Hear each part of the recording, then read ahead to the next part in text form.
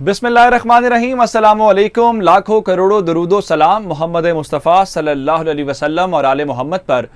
मैं हूं उमर दराज गोंदल और आप मेरा यूट्यूब चैनल देख रहे हैं। नाजरीन, इमरान खान की वजारत उज़्मा को क्या खतरा दरपेश आ गया है कि बिलावल भुट्टो जरदारी भी उन पे मेहरबान हो गए हैं।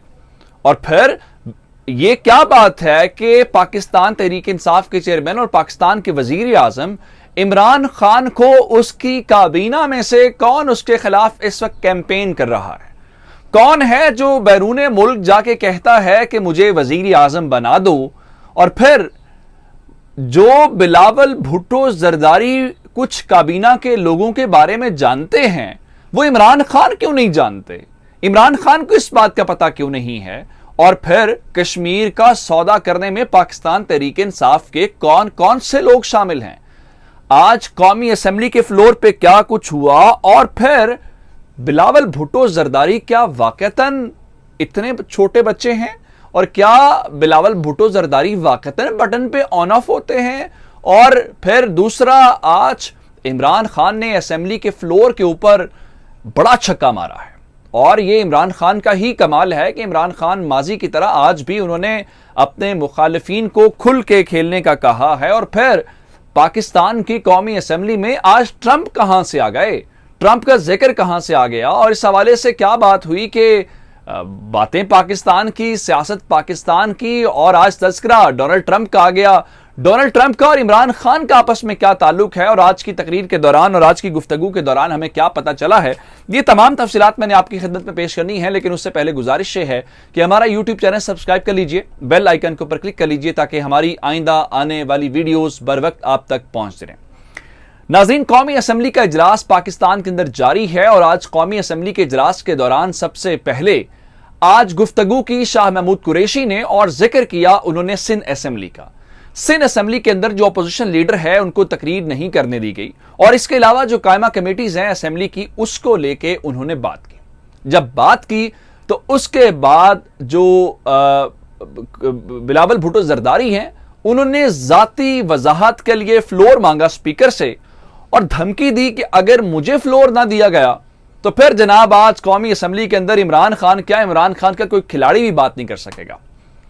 स्पीकर साहब ने हाउस जो है उसका फ्लोर जो है वो हवाले किया बिलावल भुट्टो जरदारी साहब के, और बिलावल भुट्टो जरदारी साहब ने नाम लिए बगैर आज जिसको निशाने पे लिया और ताबड़तोड़ हमले किए वो कोई और नहीं था, वो उनका अपना ही एक जयाला था। आज वो शख्सियत थी जो मोहतरमा बेनज़ीर भुट्टो शहीद के साथ नजर आती थी, और जो जरदारी साहब के साथ थी, और एक वक्त में वजीर आजम के मजबूत कैंडिडेट थे शाह महमूद कुरैशी साहब। कुरैशी साहब को उन्होंने निशाने पे लिया, और फिर आज उन्होंने एक फैक्चुअल इनएक्यूरेसी की है। बिलावल भुट्टो जरदारी बड़े समझदार पॉलिटिशियन है, उभरता हुआ नौजवान है। उन्होंने आज असेंबली के फ्लोर के ऊपर एक बात की कि हमने शाह महमूद कुरैशी को पाकिस्तान पीपल्स पार्टी से निकाला। अब यह बात हकायक पे मबनी नहीं है। जो लोग सियासत से वाबस्तगी रखते हैं, सियासत को कवर करते हैं, सियासत के बारे में पढ़ते हैं, वो सब लोग जानते हैं कि रेमंड डेविस जो अमेरिकन एक यहां पे स्पाई था, या अमेरिकन जो यहां पे उनका एक एजेंट था जिसका ताल्लुक CIA से था, ब्लैक वाटर के साथ था, अमेरिका के साथ था, उसको लेके एक केस था पाकिस्तान के शहर लाहौर के अंदर। कुछ लोग उसकी गाड़ी की टक्कर की वजह से मारे गए, जिसके बाद मामला हुआ और ख्याल यह था कि आया वो सिफारतकार है या नहीं है। कुरैशी का ख्याल यह था कि वो सिफारतकार नहीं है, जिसकी बुनियाद के ऊपर इसको सिफारती इस्तिस्ना नहीं मिलना चाहिए। इस मामले के ऊपर पाकिस्तान पीपल्स पार्टी छोड़ी थी शाह महमूद कुरैशी ने, ये सब लोग जानते हैं, उनको मनाने की बहुत कोशिश की गई। ये फैक्चुअल इनएक्यूरेसी थी। अच्छा, एक और बात जो आज बिलावल भुट्टो जरदारी ने वजारत उज़्मा के खतरे वाली बात की, और कहा कि इमरान खान को अभी अंदाजा ही नहीं है कि उनके साथ होगा क्या, या हो क्या सकता है, या हो क्या रहा है। और फिर ISI का जिक्र भी आया कि इमरान खान के इक्तदार को, इमरान खान की वजारत उज़्मा को ऐसा कौन सा खतरा है, और फिर वापस ले गए वो 2008 वाले मामले के ऊपर। जब 2008 के अंदर हुआ यह था कि वजारत उज़्मा का मनसब दिया जाना था, तो जरदारी साहब सदर बनना चाहते थे, तो 3 नाम बड़े मजबूत कैंडिडेट थे। मखदूम अमीन फ़हीम, जिनका नाम चूंकि बीबी के दौर से हम सुनते आ रहे थे, उसके बाद हम नाम सुनते आए जनाब गिलानी साहब का। गिलानी साहब मजबूत कैंडिडेट नहीं थे और कुरैशी साहब बड़े मजबूत कैंडिडेट थे, लेकिन कुर्रा फाल किसके नाम निकला? गिलानी साहब के, और ये दोनों का ताल्लुक मुल्तान से था। इसको लेके वजीर खारजा बना दिया गया कुरैशी साहब को। अब बिलावल ने आज इल्जाम ये लगाया है कि ये मुख्तलिफ दारुल हुकूमतों में जाते थे, वहां पे ये बात करते थे कि मुझे वजीर आजम बना दो और गिलानी को हटा दो और मैं तुम्हारे मामला ठीक कर दूंगा। आज उसी चीज को लेके उन्होंने कहा कि इमरान खान साहब, आपने अपने वजीर खारजा को जो जिम्मेदारी दी गई है वो ये काम नहीं कर रहे। आपको अभी अंदाजा ही नहीं है कि आपके साथ होने क्या वाला है। थोड़ा इंतजार करें, कुरैशी साहब आपके ऊपर ही वार करेंगे। अच्छा, अब ये हैरान कुन बात थी कि ये क्या बात थी या किस हवाले से कह रहे थे। फिर उन्होंने आज इल्जाम फिर ऑन द फ्लोर ये लगाया कि कश्मीर का सौदा किया है कुरैशी साहब ने भारतीयों के साथ मिलकर, और फिर बड़ी मामलात किया। इमरान खान को कहा कि अगर अपनी वजारत उज़्मा बचानी है, चूंकि मैं कुरैशी को बचपन से जानता हूं, उस बचपन से जब ये जीए भुट्टो का नारा लगाते थे, उस बचपन से जब ये नारा लगाते थे कि एक जरदारी सब पर भारी, तो कुरैशी साहब ने कहा कि बिलावल साहब ने कहा कि इमरान खान साहब, अगर आप वजीर आजम रहना चाहते हैं, अपनी कुर्सी बचाना चाहते हैं, तो एक काम करें कि आप इस शख्स का, यानी जो आपके वजीर खारजा हैं शाह महमूद कुरैशी साहब, इनका फोन टैप करवाएं।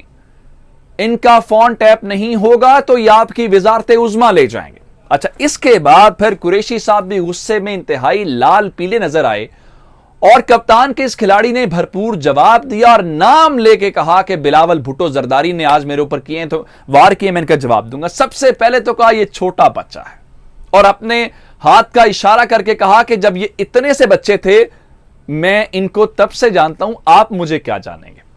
फिर इन्होंने चूंकि कहा था कि मैं आपको उस तरह से जानता हूं जब आप जीए भुट्टो का नारा लगाते थे, तो इन्होंने जवाब दिया कि मैं आपको उस वक्त से जानता हूं जब आप कोने में खड़े होकर झिड़कियां आपको पड़ती थी, और मैं सिर्फ आपको नहीं जानता, मैं आपके वालिद को भी जानता हूं।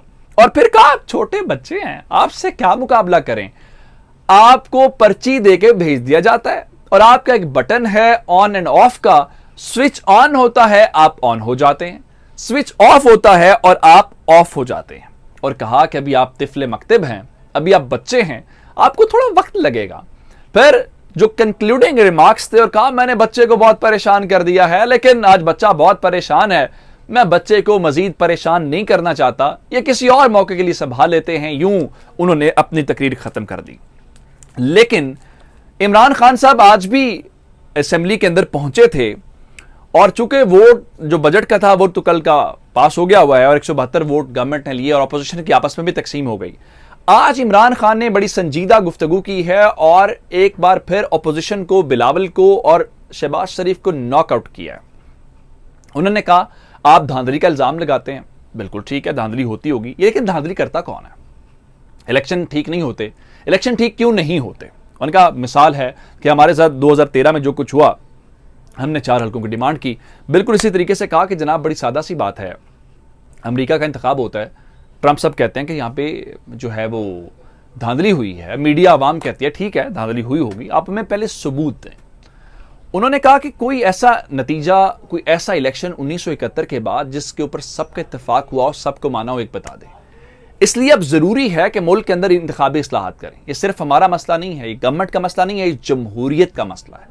और अगर आप ये नहीं करेंगे फिर आपको कोई हक नहीं होगा कि आप असेंबली के अंदर खड़े होकर या प्रेस कॉन्फ्रेंस के अंदर ये बात करें कि इंतखाबात फेयर नहीं होते या धांधली होती है। आप तभी बात करेंगे जब आप मिलकर हमारे साथ काम करेंगे। मुझे उमर दराज गोंदल को फेसबुक, ट्विटर, इंस्टाग्राम को फॉलो कर सकते हैं। मेरा यूट्यूब चैनल सब्सक्राइब कीजिएगा। आपकी समातों का बहुत शुक्रिया। खुदा हाफिज़।